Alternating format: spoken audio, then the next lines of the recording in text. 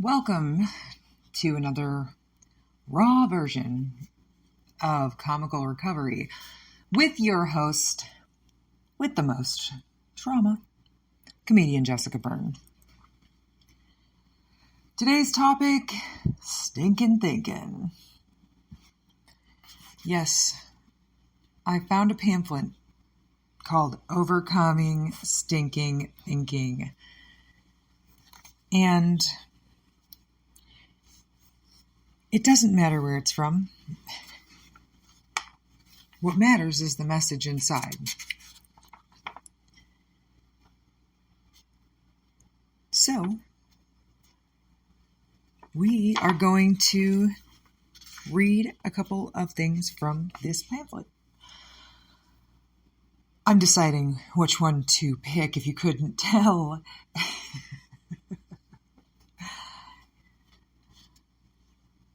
Because I was going through the list of what the topics were going to be.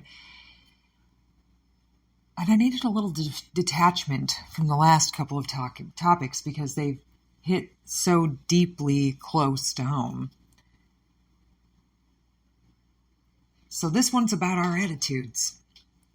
Stinking thinking is being negative, blaming, and chronically dissatisfied. Attitudes that can sneak up on us. Chronically dissatisfied. Ooh, that is heavy. The previous topic that I recorded was about expectations. And the wrong expectations can build chronic dissatisfaction. But, of course, I did not know that. I just read that and thought about it right now and thought that is pretty relatable to the last topic. This is why the universe gets to pick the topics. It bombards me with my own personal issues so that I can divulge it to you and expose how I walk through this insanity. Isn't that fun? You're welcome.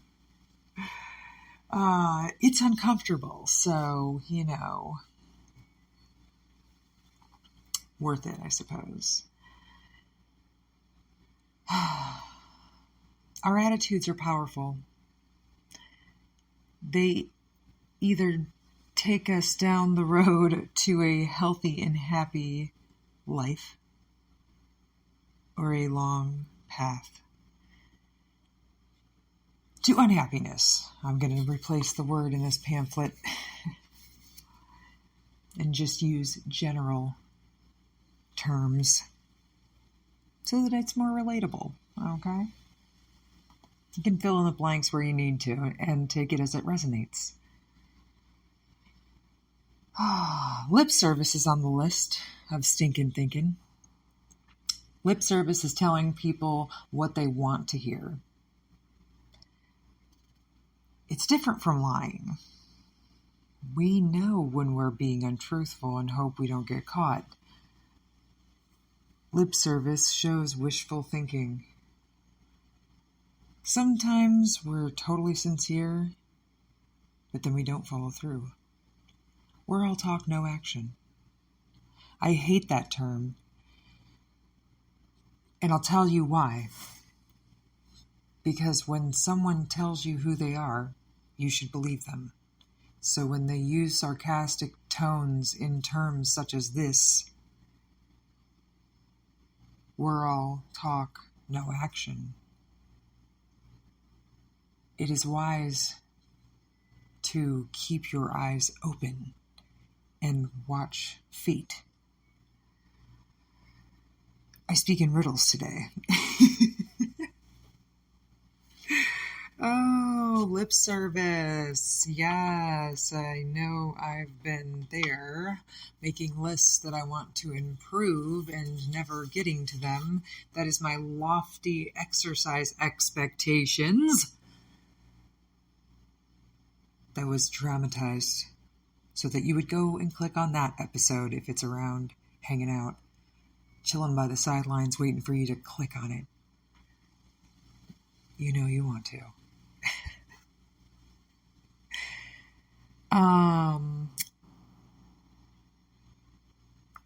With my diet is kind of lip service as well, which is funny because I read this pamphlet and then I went to the grocery store and I bought really healthy food and brought my Herbalife protein powder so I could take that in the morning.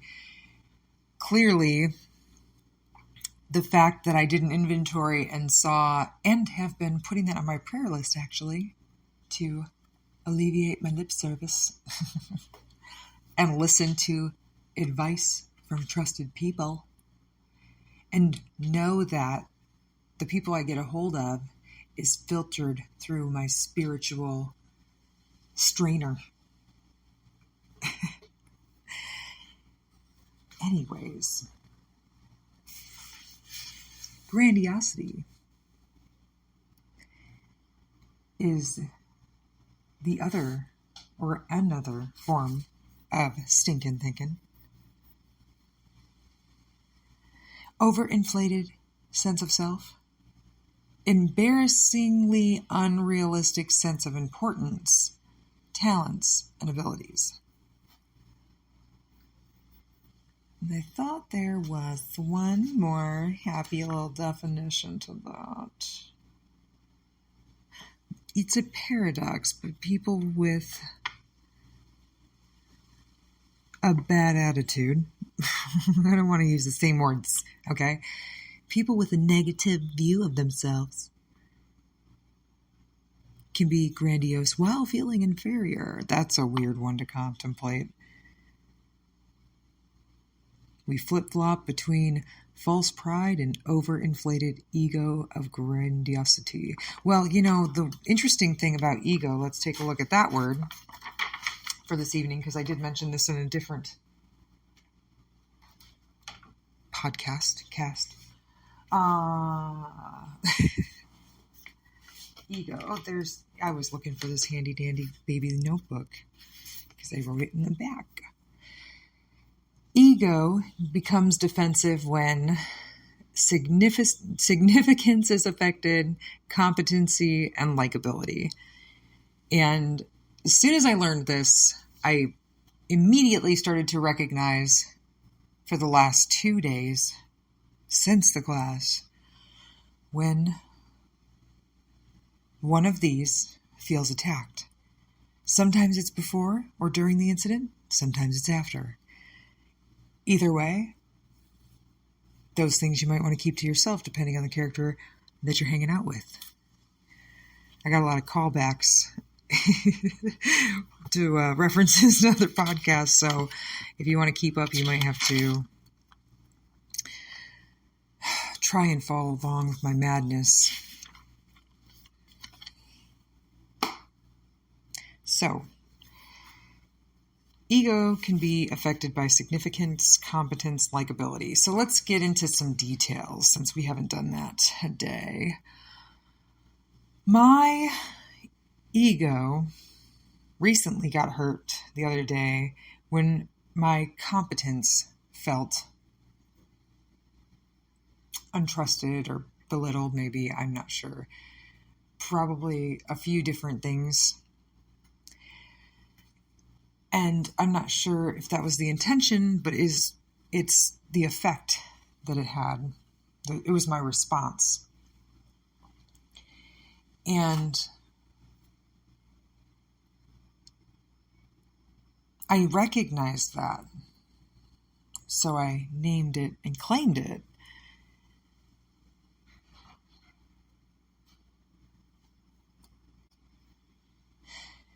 And sometimes I feel like naming it and claiming it should be kept for you. Because you just don't know. I'm learning to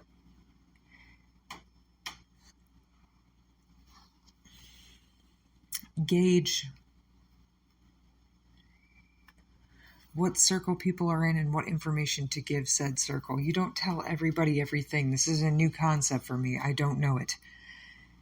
I don't know it well, and I don't I'm learning to practice it. I'm also learning to make sure I say my sentences so that they are open to growth and not containing me into a negative space, because that's part of these stinking thinking things also, is creating all these rules over how to achieve a goal. And something else I learned the concept of recently is, if it's work, I'm thinking of the objective. If it's fun, I'm in the moment, which I should probably write down because it was said in class and I never wrote it down, but I did remember it. So I don't know. We'll see. I'm going to write it down anyways. I am adulting so hard today. I just stopped myself from cutting corners. Yeah, how about that? In this moment, that's the next topic. I did it before we talked about it. Didn't even know it was on the next page.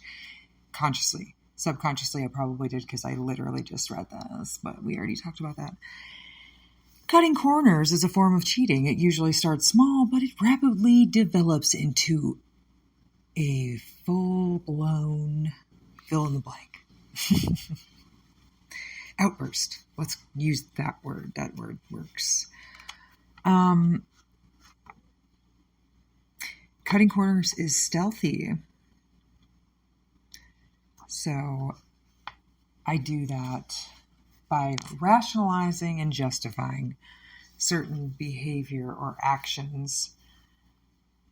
And then I recognized all too late that my cup was overflowing and dirty. It wasn't clean and lovely, because then that's okay for it to overflow. Not that it's not okay to have the rough emotions. If you don't experience those, they'll just keep coming back to taunt and poke at you. Speaking from experience, as always. Oh, but this is a fun one. The defiance. Defiance is as normal as breathing. Stems partly from grandiosity.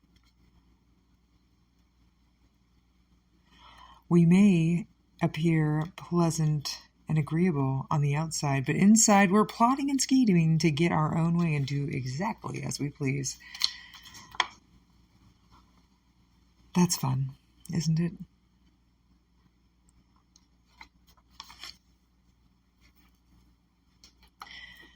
Plotting and scheming always ends in some kind of mishap, especially if it's based on emotional reaction. We were wrapped up in distorted patterns. We become experts at taking the next person's inventory while remaining blind to our own defects. And that's one of the reasons I love these little things. And the fourth step and their worksheets that you can find online, because it's just a really easy questionnaire of seeing where my part is and what I'm getting from it, because we're always getting something from it. Whatever that is, even if it's a sense of security or love, it's up to us to figure it out. So that's why I like to write stuff down, guys. You can burn it after you write it if that's a thing for you. But I like to look back and see how far I came, because we're trying to build self-esteem around these parts. And I suggest you jump on the bandwagon of building good old self-esteem. You won't regret it.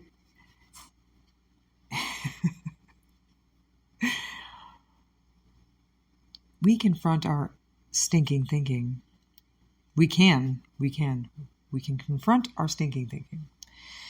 We can learn new and healthy responses to life. We can change. Positive change requires hard work and practice. Ain't that the truth? So commitment to change requires acting, transforming our attitudes. It's got some little graphy stuff over here. And then we can start thinking clearly. Clear thinkers are honest, not just with other people. They're honest with themselves. So, that's today's lesson, class.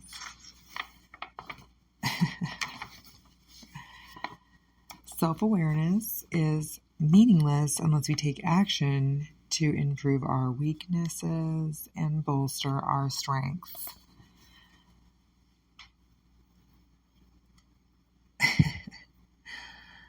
I know that sounds sarcastic, but it just puts me in a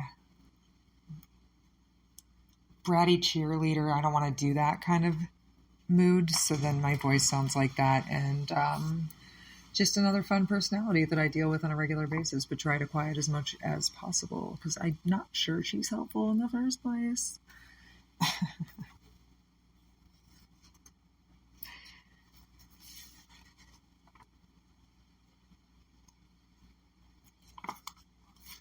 This one's tough, guys. It seems like everything I'm reading, the universe is blessing me with the ability to practice and experience it firsthand. I recently went to a meeting and my mentorish kind of person in the room said, she says the 3rd step prayer in the morning and 7th step prayer at night. And I like to put specifics in there. And I read this pamphlet, so I asked specifically for the defect of defiance, grandiosity, and corner cutting to be removed. Oh, and lip service. That was it. I'm like, I think there's 4. There is 4.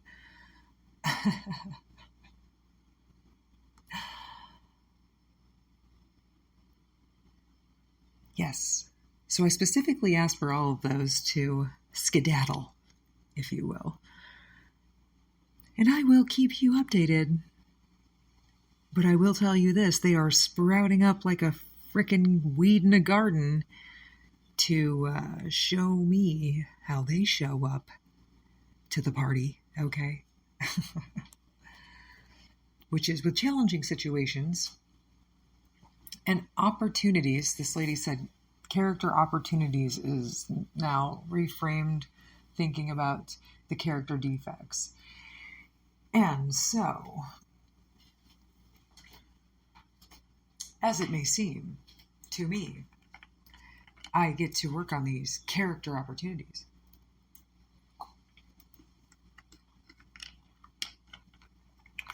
There have been many truths about lately, and I am exhausted. But that's apparently what self-growth is all about. You just feel like you're running a freaking emotional marathon every day.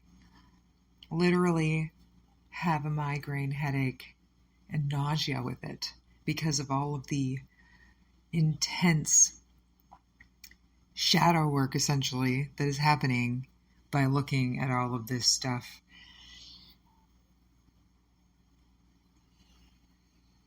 But I know from past experience that it's worth it.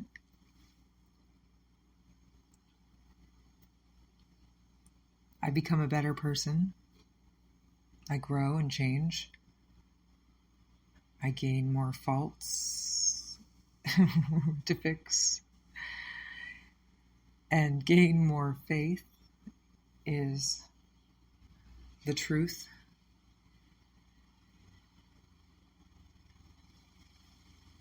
So, all in all, if you're going through it, you got this. You can totally do this. It's all going to be over soon. It's going to turn out fine. You're going to be a better person. And it's going to be a little challenging. I think that's super important because once upon a time I watched this YouTube speaker talk about the challenge with manifesting things, and that when we try to manifest a good thing, we don't manifest the challenges and potential obstacles that will be inevitable on the path to the good thing. Because unless you win the lotto, things don't just happen overnight without money or effort. And there's always challenges. Even cashing a lotto ticket seems like it could be a challenge if you're going to drive there, and that's what I'd do. But that's just an example.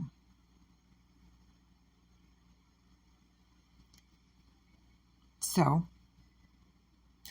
this year, we're going to look at reframing thinking, becoming aware of the thinking, and the reality of our personal character, whatevers,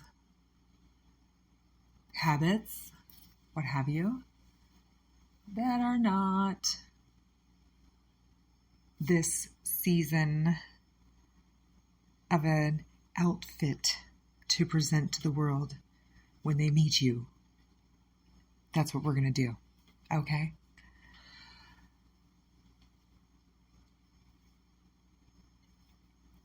If you couldn't tell by the timing, my attention span is short. So I'm going to conserve my happy little energy and see you all next time. Thank you for joining another episode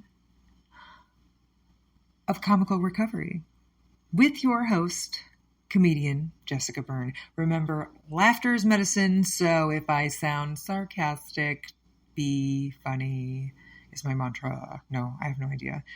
I'm going to stop because, I feel I've gone too far. Until next time, kiddos.